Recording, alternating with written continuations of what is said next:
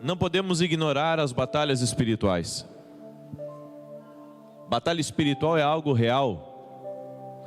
Batalha espiritual, os nossos olhos não enxergam, mas não significa que elas não estão acontecendo. Muitas orações não têm tido respostas, porque os céus não estão liberados sobre a tua casa, nem sobre a tua vida, para que essas respostas cheguem. Os combates espirituais, eles acontecem enquanto estamos dormindo.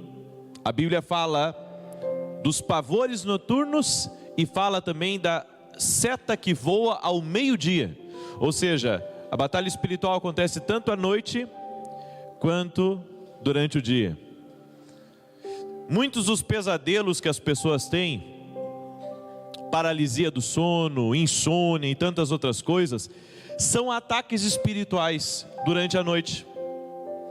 Porque durante a noite o corpo físico está dormindo, mas existe alguém que não dorme nunca em você, que é o seu espírito. Você sabia que o espírito não dorme? O espírito não dorme nunca. O corpo físico precisa descansar. Ele precisa ter uma boa noite de sono, para que a mente trabalhe bem, para que a alma trabalhe bem. Mas o espírito não. A pessoa, ela não dorme no espírito. Então você está dormindo com o seu corpo à noite, mas o seu espírito está acordado. Um homem é um ser tricotômico. Ele é um espírito, tem uma alma e habita dentro de um corpo. 3 partes, mas 3 partes que são um. Pastor, eu não acredito que o homem é 3 partes. É melhor acreditar. Muitas coisas na vida têm 3 partes. O sol tem 3 partes. O sol é uma estrela que emite calor e que ilumina. O ovo, a mesma coisa, tem casca, tem gema e tem clara. Ou seja, tem muita coisa. A Trindade é assim, é Pai, Filho e Espírito Santo. Os 3, mas a Bíblia fala de um Deus só. É como se fosse uma família. Minha família, Iracete. Família Áquio. Família Oliveira. Pai, mãe, filhos, mas tudo uma família. E o nosso espírito, ele precisa estar fortalecido de Deus, para que ele possa resistir aos ataques espirituais durante a noite e durante o dia. Em Efésios capítulo 6, no verso 10, está escrito: quanto ao mais, sede fortalecidos no Senhor e na força do seu poder. Revesti-vos de toda a armadura de Deus, para poderdes ficar firmes contra as ciladas do diabo. Porque a nossa luta não é contra o sangue e a carne, e sim contra os principados e potestades, contra os dominadores deste mundo tenebroso, contra as forças espirituais do mal nas regiões celestes. Por enquanto, vamos parar por aqui. A Bíblia fala que eu tenho que me fortalecer em Deus. A Bíblia fala que eu tenho que me revestir de Deus, para que eu possa resistir às ciladas do diabo. Você sabia que até quando uma pessoa, Deus tem um chamado para a vida dela, Deus tem um propósito com a vida dela, mesmo sem ela conhecer a Cristo, o diabo vai tentar matar ela. Aconteceu comigo isso. Eu não conhecia Cristo ainda, mas parece que o diabo já sabia que eu iria ser um profeta do Deus vivo. E ele tentou me matar alguns meses antes da minha conversão. E justamente por um trauma que eu tive de infância. Porque ele ia me matar justamente pela brecha que eu abri quando eu era criança. Quando eu vi o pai da minha colega morrer, eu cheguei na frente da casa dela, aquele espírito de medo entrou dentro de mim, e o meu maior medo era morrer dormindo. É uma bobagem? É uma bobagem, mas foi algo que entrou dentro de mim. E naquela noite que eu tive a grande batalha espiritual, mesmo sem conhecer Jesus, o diabo planejava me matar dormindo, justamente na brecha que eu abri, porque eu deixei o medo entrar dentro de mim. Eu fui liberto, clamei pelo nome de Jesus, mesmo não conhecendo Jesus, clamei pelo nome de Jesus, aquilo me largou. Mas eu entendi uma coisa, depois da minha conversão, que o diabo, a Bíblia já fala isso, mas eu entendi isso também, que o diabo não pode ver o futuro, ele pode ver apenas alguns sinais de como que vai ser o futuro. Não sei se eu estou conseguindo me explicar. Ele não consegue prever o futuro, mas pelo cenário que está se formando, ele pode já ter uma previsão, podemos dizer assim melhor, de como que vai ser o futuro de uma pessoa.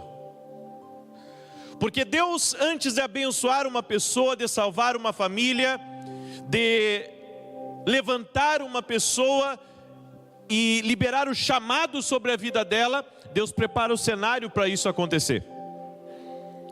E durante a minha vida, algumas coisas foram bem diferentes da maioria das pessoas, porque algumas coisas eu não conseguia fazer como os outros faziam, já porque Deus estava me guardando para um projeto diferente. Ou seja, eu entendo que o diabo viu isso. Ele observou os sinais do chamado de Deus. A Bíblia diz que Jeremias, ele já havia recebido o chamado de Deus ainda na concepção. Deus já havia constituído ele profeta quando ele estava no ventre da mãe dele. Ou seja, muitos de nós, Deus já separou no ventre. Deus já separou no ventre. Por que que você acha que o diabo tentou matar Jesus quando era criança? O diabo observou e moveu, inclusive, uma matança na região onde Jesus havia nascido, porque Herodes, a Bíblia fala da história que Herodes não queria um outro rei, então ele mandou matar todas as crianças, mas na verdade foi o diabo que colocou esse pensamento no coração de Herodes, de matar as crianças de 2 anos para baixo. O diabo queria matar Jesus, queria matar o projeto de Deus, o plano de Deus.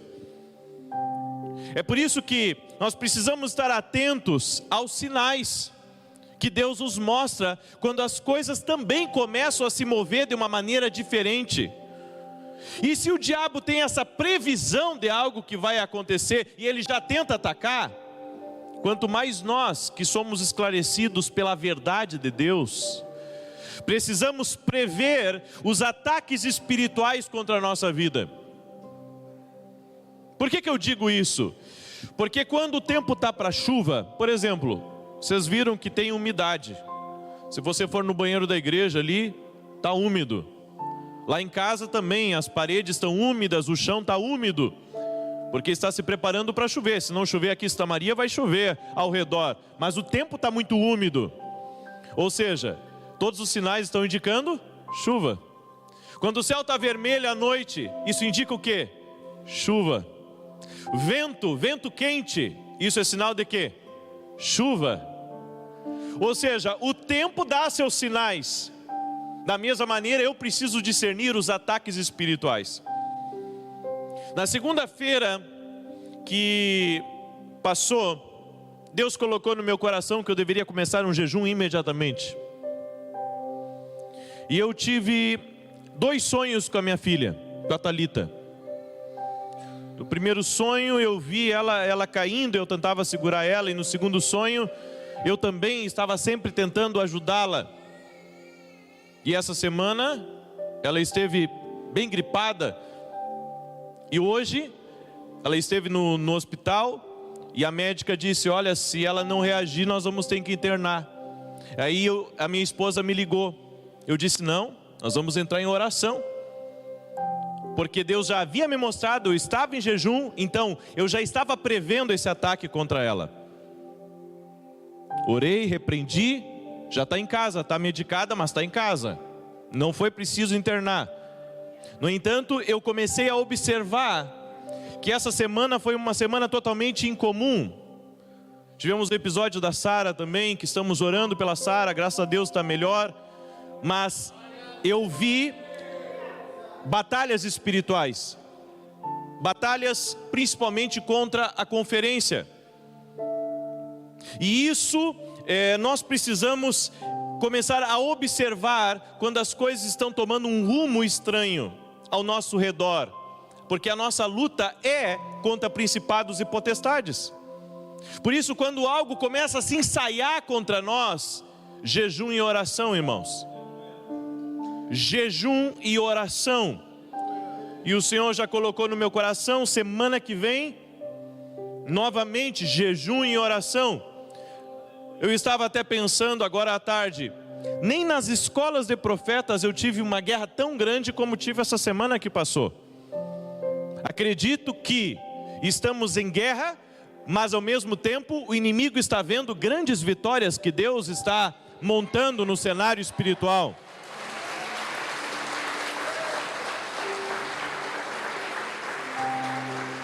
A prova disso foi a conferência.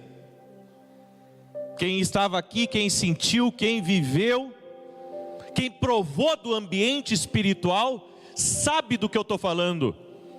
Porque uma grande coisa na vida não é a aquisição de um carro.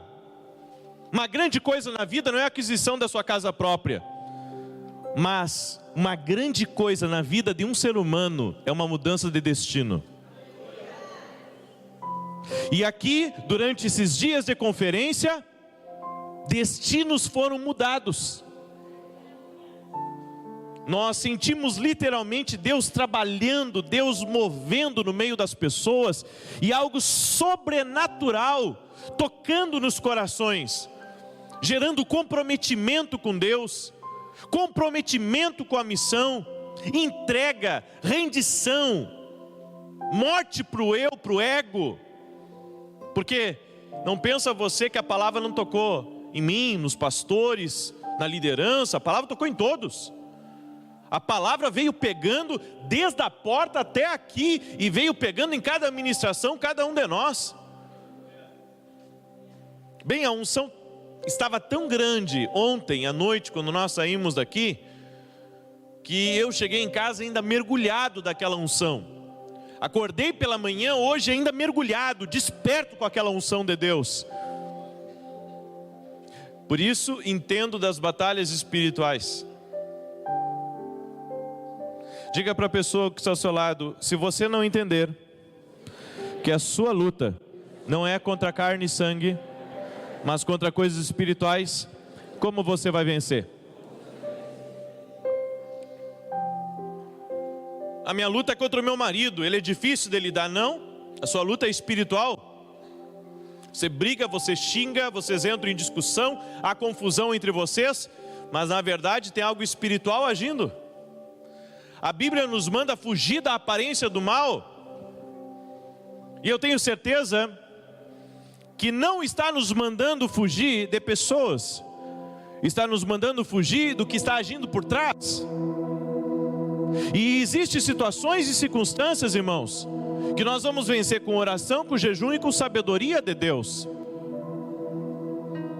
Às vezes as pessoas, elas querem vencer grandes batalhas apenas com jejum e oração, e às vezes é necessário uma outra arma espiritual.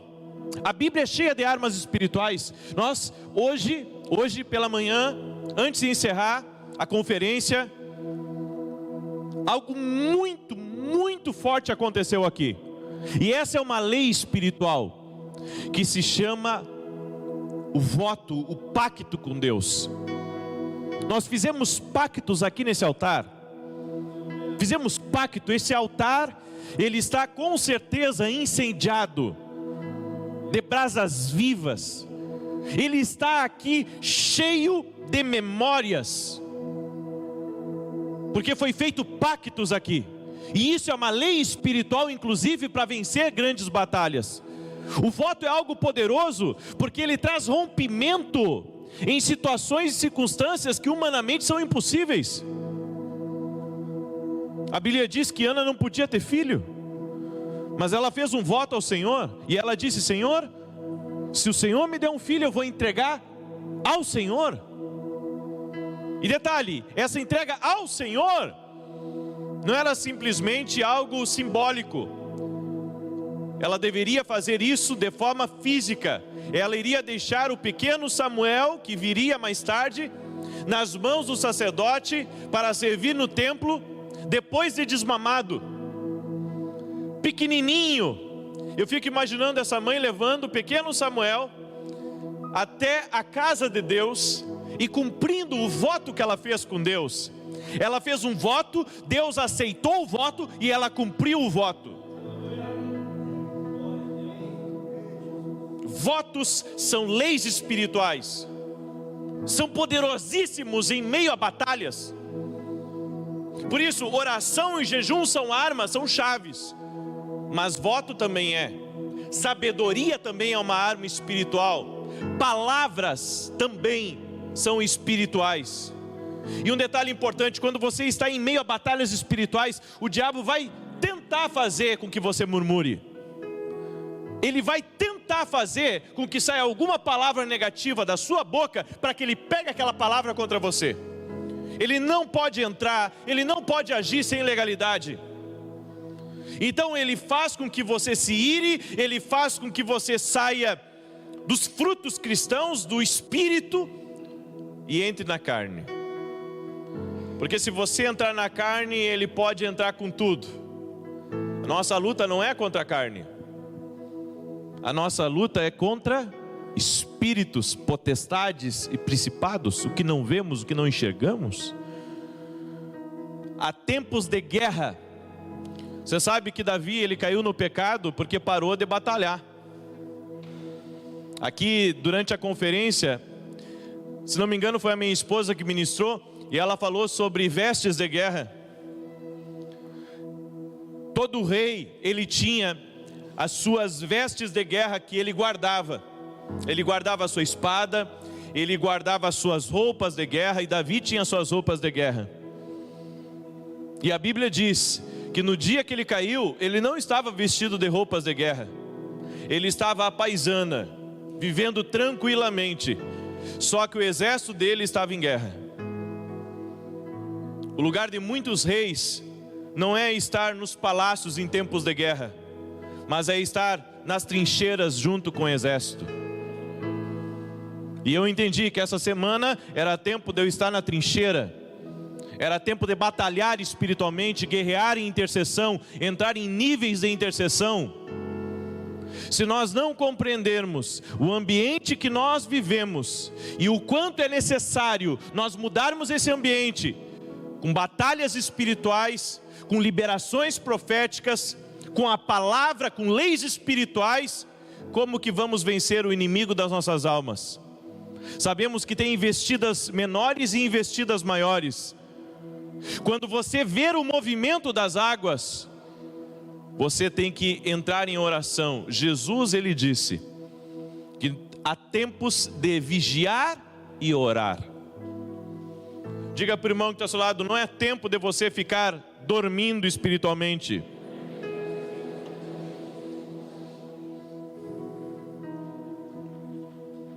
O tempo não é esse. O tempo é vigiar, é orar, é entrar em guerra espiritual, é guerrear. Se você não guerrear de uma forma diferenciada, você não vai conquistar. E Deus está nos falando sobre intercessão profética, sobre batalha espiritual também, guerrear nos ares.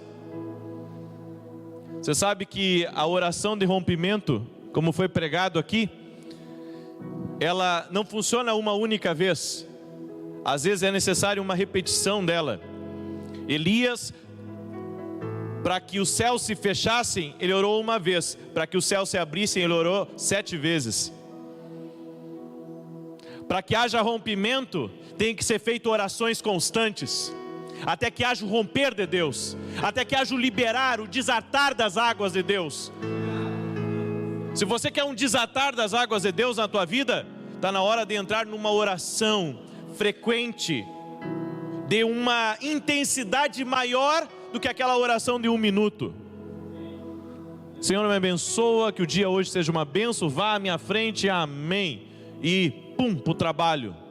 Queremos rompimento, temos que fazer orações de rompimento, guerreando espiritualmente, colocando nossas vestes de guerra e entrando espiritualmente nos campos de batalha e batalharmos. Até esse desânimo, você vai ter que lutar contra isso. Essa apatia espiritual, essa dificuldade de sentir Deus, de se concentrar, isso é uma batalha espiritual. Há vários tipos de batalha, como a batalha na mente, onde a pessoa ela é atormentada por espíritos aprisionadores a todo momento, com descrença, com dúvida, com incredulidade. Enquanto você não se levantar contra isso e começar a guerrear espiritualmente, o inimigo sempre vai tentar lhe vencer nesse tendão de Aquiles. E a batalha na mente, ela é mais feroz ainda. E é importante a pessoa que batalha na mente, nem que seja polegada a polegada, mas ela tem que conquistar aquele território por completo. Não desistir, ir em frente, vencer os espíritos de descrença, de dúvida, de incredulidade, o que coloca em luta, em xeque a palavra de Deus. Porque se o diabo conseguir colocar descrença em você, em relação a Deus, a palavra e aos princípios espirituais, ele lhe dá um puxão para trás que você não se dá conta. Daqui a pouco você está quase fora da igreja. E para vencer esse tipo de coisa, tem que guerrear.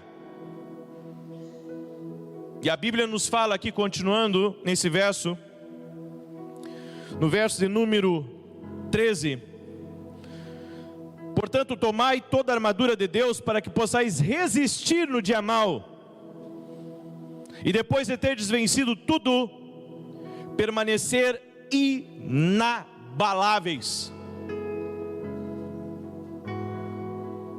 O que a Bíblia está dizendo? Resistir o dia mau. Esse é um dia turbulento, um dia que as coisas que nós pensávamos que ia dar certo, aparentemente estão dando errado. E se está dando errado, muitas vezes não é porque Deus não quer para você, é que Ele quer que você guerreie. Lembra de Daniel no rio Quebar? Pediu uma resposta para Deus, demorou 3 semanas. Há coisas que você tem que entrar no espírito, para guerrear no espírito contra aquilo que está impedindo suas orações de serem respondidas e as coisas de acontecerem na sua vida. Senhor, por que não acontece? Porque você não está orando. Por que Jesus falou tanto sobre a insistência no orar? Ele falou contra a repetição, mas ele falou muito sobre a insistência no orar. Porque Jesus sabia de uma batalha espiritual, é por isso que ele passava muito tempo orando. Jesus resistia muito no espírito. Por isso ele orava tanto, porque passava mais tempo no espírito do que propriamente na carne. Esquecia até a hora de comer, de se alimentar, de dormir, porque vivia muito tempo no espírito. É por isso que nada resistia diante de Jesus. Ao caminhar nas ruas de Jerusalém, de Cafarnaum, as coisas aconteciam, as pessoas vinham. Aonde ele ia, os enfermos eram curados, os endemoniados eram soltos das cadeias, os milagres acompanhavam o ministério de Jesus, mas ele vivia uma vida no espírito. Ele já vencia o dia durante a noite. Tem guerras espirituais do dia que você só vai vencer à noite. Por isso que existem alguns horários na madrugada que são tão poderosos. Na verdade não é porque é um horário fixo das 3 da manhã, mas é porque quando você batalha à noite, você tem vitória durante o dia. Você já desarma as ratoeiras do inferno. Você cancela os planos arquitetados, a arma forjada contra você já é anulada, porque durante a noite você está guerreando. Existem princípios de guerra espiritual que nós precisamos nos aperceber. lá no ambiente da tua casa, do teu trabalho, aprenda a orar, a repreender, a ungir a porta da tua casa, a porta do teu comércio. Batalhe espiritualmente. Se os clientes não estão entrando, se as coisas não estão acontecendo, se lá se instalou um espírito de miséria ou de roubo, batalhe espiritualmente, guerreie espiritualmente. São batalhas espirituais. Marido bipolar, mulher bipolar, isso também é espiritual. Uma hora está de um jeito, outra hora está de outro, isso é espiritual. Você tem que guerrear de uma forma diferente, entrar em oração. Eu já vi muitas vezes durante o culto, as pessoas inquietas no banco. Eu sei que está quente aqui, semana que vem nós vamos botar ar-condicionado, se Deus quiser. Já vai estar instalado, se Deus quiser, estou profetizando. Não tenho certeza, mas estou profetizando. Mas pessoas distraídas, dormindo espiritualmente, já pintando e bordando na vida deles, e quando está para vir para o culto, não estou com vontade, ficar aqui na frente da televisão, estão dormindo, estão distraídos espiritualmente. O diabo conseguiu cegar eles.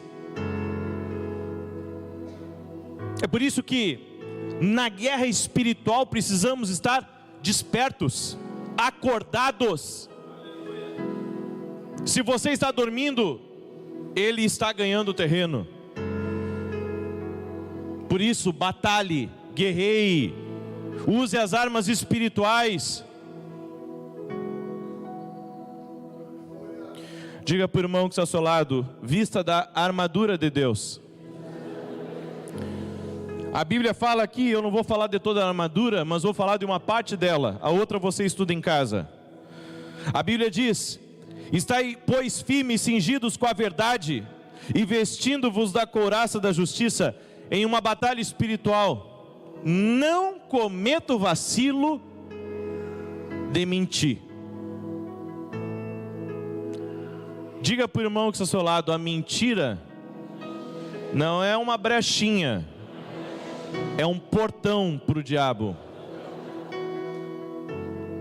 Pequenas mentiras, meias verdades, pequenos enganos. Vem cá, você sabe que está abrindo brecha sim. Querido, quem é que tem negócio aqui? Que tem empresa? Levanta a mão. Quem tem negócio? Quem tem empresa? Tenha cuidado com aquilo que você fala com os seus clientes. Primeiro, para não manchar o nome de Jesus. E segundo, para te não queimar a tua empresa. Quem é pedreiro aqui? Tem pedreiro aqui? Tem algum pedreiro aqui? Dirceu. Tem mais algum pedreiro aqui? Só o Dirceu? Por exemplo, eu tenho uma casa para construir. Vem cá, Dirceu. Quanto tempo tu leva para construir essa casa? Olha, pastor, eu levo assim, já contando com os dias de chuva, já contando com algum imprevisto, eu levo 3 meses. Ótimo. Vamos fazer o contrato? Vamos. Chegou os 3 meses, a casa não tem nem cobertura ainda. Por que ele me deu um prazo então? Ele queria pegar o serviço, mas não cumpriu com a palavra dele. Se o espírito de mentira acompanha a tua vida, com certeza o diabo fica nas tuas costas. Porque, irmãos, a Bíblia fala que isso é uma armadura espiritual, cingindo-vos com a verdade. Uma coisa importante sobre a verdade, ela é como essa minha cinta aqui. Claro que eu uso cinta para bonito, porque ela não segura a minha calça. Mas naquele tempo, a cinta que o soldado usava segurava a roupa e segurava a espada. Você não pode usar a palavra da verdade, a palavra de Deus. Você não tem autoridade com a palavra de Deus se não usa cinta, se não tem verdade nas tuas palavras. Se o Dirceu me deu um tempo para construir a minha casa, ele que se vire para terminar em tempo hábil, nem que tenha que virar à madrugada. Prazos têm que ser respeitados. A palavra é uma só.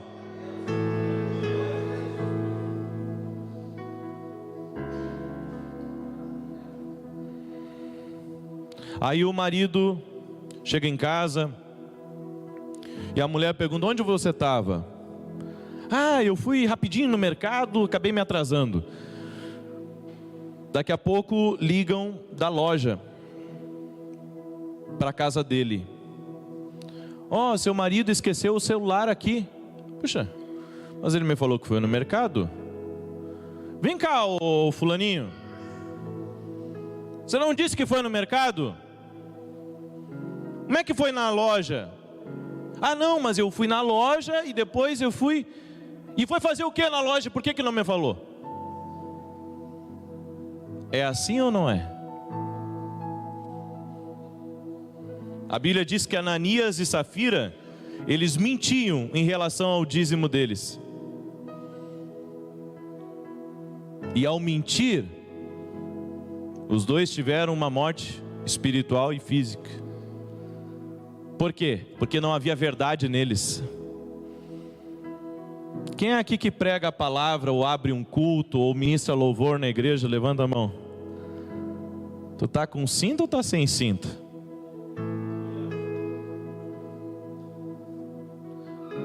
Melhor é falar a verdade. Eu prefiro falar a verdade e me terem por nojento do que falar a mentira ou tentar usar uma meia verdade e depois ter que pagar o preço com o diabo nas minhas costas. Vida torta não tem a bênção de Deus. Quer prosperar? Fala a verdade.